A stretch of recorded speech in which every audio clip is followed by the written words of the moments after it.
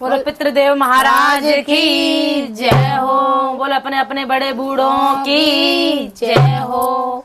और बहुत ही सुंदर भजन है कि अपने बड़े बूढ़ों का ध्यान रखना चाहिए और उन्हें कभी भूलना नहीं चाहिए, क्योंकि उन्होंने इतना सब कुछ किया आपके लिए।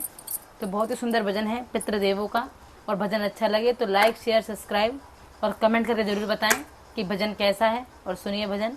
और जिस घर पे पितरों का आशीर्वाद रहता है हाँ। तो वो घर सदा फूलता फलता है और आगे बढ़ते हैं। बहुत ही प्यारा भजन है। और सुनिए।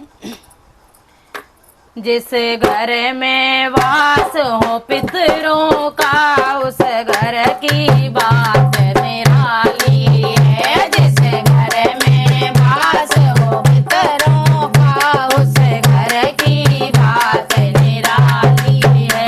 उस घर की बात निराली है। उस घर की बात निराली है। जहाँ वास हो पितरों का, उस घर की बात निराली है। जिस घर में वास हो